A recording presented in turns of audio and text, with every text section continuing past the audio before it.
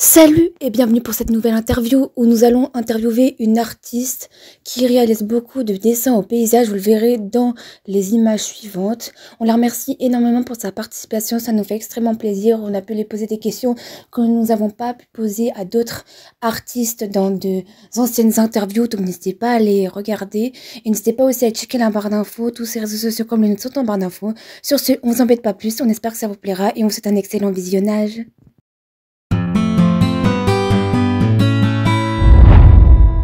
Décris-toi pour ceux qui te connaissent pas. Salut, je me présente, je m'appelle Léna, je suis illustratrice en freelance, je fais plus particulièrement des paysages avec du mix média, mais je fais aussi des animaux, des plantes, etc. Comment tes passions artistiques sont-elles venues et depuis quand tu les pratiques ? Alors cette passion du dessin, elle est venue très tard, puisqu'elle est venue en 2016, quand j'ai commencé à aller au lycée et que j'avais pris l'expérience art plastique. Mais de créer, je l'ai depuis toute petite. Vous voyez le genre de kits pour faire des savons soi-même, ou des bougies soi-même, ou les kits de pâte à rêve et tout qu'on a quand on est enfant. Et ben moi je les ai tous essayés, c'était mon délire. Et j'ai ma grand-mère aussi et ma mère qui ont commencé à faire du scrapbooking, donc du collage avec des couches de papier différentes quand j'étais petite, et du coup ça m'a donné aussi ce goût à la création. Donc je suis passée par le scrapbooking, par le dessin, par la peinture, la sculpture, etc. J'ai un peu tout fait. Et même au quotidien maintenant, le fait de créer, c'est ce qui m'anime, c'est ce qui me fait vibrer, c'est ce qui me rend heureuse. De créer, que ce soit dans le dessin, dans la peinture, n'importe où, même créer des meubles, etc. Tout ça, ça me plaît. Qui t'inspire et te motive le plus au quotidien et avec qui rêverais-tu le plus de collaborer ? Alors ce qui m'inspire le plus au quotidien, c'est de me balader, voir des paysages différents, etc. Mais aussi mes photos prises en vacances, par exemple, de paysages complètement différents. Et j'adore m'inspirer de paysages parce qu'on trouve dans les paysages plein de couleurs différentes, plein de textures différentes, avec par exemple les plantes ou juste un chemin de terre, ça a une texture particulière et tout ça, ça m'inspire beaucoup. Citer une personne qui m'inspire beaucoup au quotidien et qui me motive à continuer mon travail d'illustratrice, ça serait ma copine Lara Flo Design, qui est aussi illustratrice et qui, elle, fait du punch needle et aussi des illustrations vintage de packaging dans l'alimentaire. Et j'aime beaucoup son travail, mais j'aime beaucoup aussi son contenu sur les réseaux sociaux parce qu'elle dit quand ça va et quand ça va pas. Elle le montre parce que c'est vrai que ce travail-là, donc être illustratrice ou illustrateur, c'est un métier qui va beaucoup jouer avec nos émotions parce que le fait de dessiner, on transmet un peu nos émotions aussi, et du coup quand ça marche pas, c'est la fin du monde, et quand ça marche c'est youpi youpi. Donc c'est un métier qui est assez dur sentimentalement parlant, parce que souvent c'est un peu les montagnes russes de l'émotion. Quand on a un produit qui plaît et qui se vend, etc., on est fier de ce produit là, et quand on a un produit qui floppe, parce que ça arrive très souvent aussi, même les personnes très expérimentées dans ce milieu là pourront vous le dire, on a ce sentiment d'être déçu de nous, etc. Et aussi, Apple Chicks est une artiste qui m'inspire beaucoup. Elle a monté un empire, tout un business avec ses produits. Maintenant, elle fait même des doudous, sacs, etc. avec ses illustrations dessus. Et j'adore son travail et je trouve que elle est partie de rien. Au début, on voyait qu'elle cumulait 2 jobs pour s'en sortir, et puis maintenant, elle en est arrivée à là. Elle s'est acheté une maison qui est juste immense où elle a pu mettre son studio, donc elle a dédié sa vie à l'art. Et je trouve ça beau, et ça aussi, ça me motive beaucoup. Et si je devais collaborer avec un artiste ou une artiste, j'aimerais beaucoup collaborer avec Crixis. C'est une artiste que j'aime beaucoup, que j'ai découverte sur YouTube, et j'adore les palettes de couleurs qu'elle utilise. Moi, la couleur, c'est un peu ce qui définit mon travail, et j'aime vraiment beaucoup toutes ces palettes de couleurs qui sont plus tournées vers les couleurs chaudes, terracotta, vert, etc. J'adore ces illustrations. Est-ce qu'il y a un matériel que tu préfères utiliser sur tes illustrations? Si oui, lesquels? Un médium à utiliser parmi tous ceux que j'utilise, je ne pourrais pas choisir parce que j'adore le mix média. Et le mix média, c'est la capacité de mélanger plein de médiums ensemble pour créer différentes couches de couleurs ou différentes couches de textures. Et c'est ce processus-là de mix média que j'adore faire dans mes peintures. J'adore cumuler des couches, mettre de l'aquarelle en dessous, des pastels au-dessus, mais aussi entre les deux du collage. J'aime vraiment beaucoup ce travail-là de texture, de matière, etc. Et je sais qu'avec l'expérience, le médium que je vais utiliser dépend aussi des saisons. Parce qu'en été, j'aime bien faire de la peinture parce que le temps de séchage est plutôt long. Donc comme il fait chaud, ça raccourcit ce temps de séchage. Donc en général, je fais de la gouache, de l'aquarelle et toujours mélangé avec un autre médium. Donc par exemple du crayon ou des néocolores que j'utilise beaucoup en ce moment.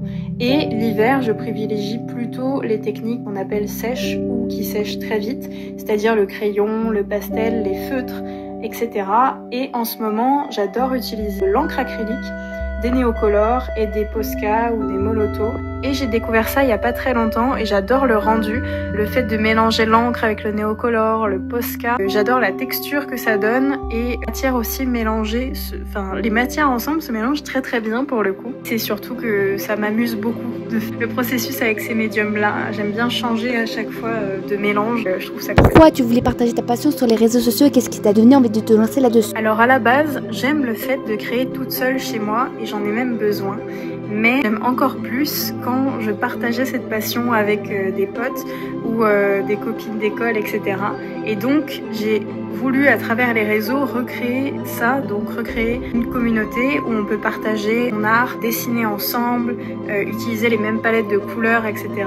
Je trouve ça hyper marrant et j'avais envie de recréer ça à travers mes réseaux sociaux et aussi vous partager peut-être des tips que je peux avoir, que j'ai eu en école d'art ou que j'ai eu tout au long de mon expérience en tant qu'illustratrice. Et pour YouTube, un peu comme tout le monde, depuis petite, je vois des personnes faire des vidéos YouTube et c'est vrai que depuis petite, j'ai toujours eu envie de faire des vidéos et après j'ai découvert le montage vidéo du coup à mon école d'art.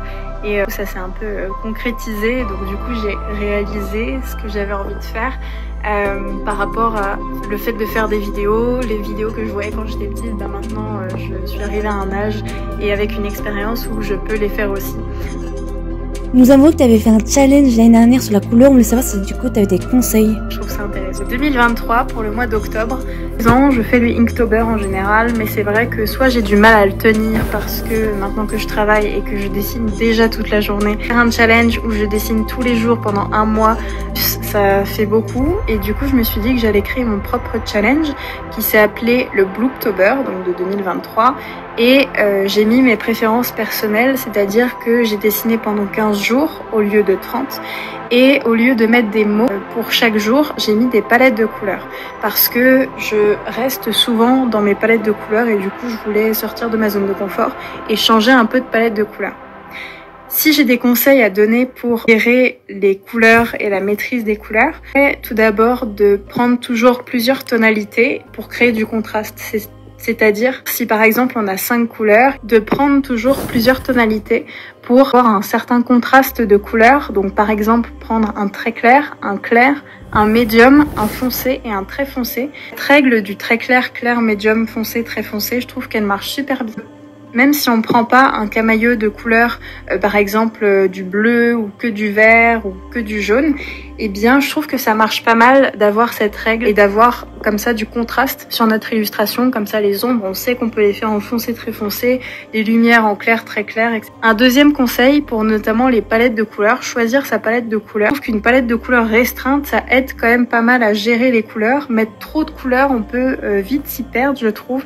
Donc une palette restreinte de 5 à 10 couleurs, je trouve que c'est vraiment pas mal. Et aussi, troisième conseil, je trouve que si on veut mettre l'accent sur un élément et qu'on joue avec les couleurs chaudes et les couleurs froides, on peut mettre par exemple un élément qui est mis en avant avec des couleurs froides et que cet élément soit entouré de couleurs chaudes. Et inversement, ça fait que on voit directement cet élément parce que un élément de couleur froide dans des couleurs chaudes, ça va tout de suite attirer notre œil sur cet élément qui est froid. Donc je trouve ça intéressant. Aurais-tu des conseils à quelqu'un qui voudrait vendre ses créations artistiques ?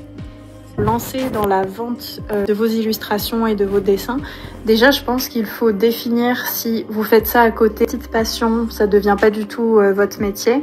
Mieux vaut utiliser peut-être l'application Etsy parce que je sais qu'elle prend des marges qui peuvent paraître énormes pour beaucoup, mais si c'est une petite passion à côté, peut-être que Etsy c'est le moins cher entre guillemets.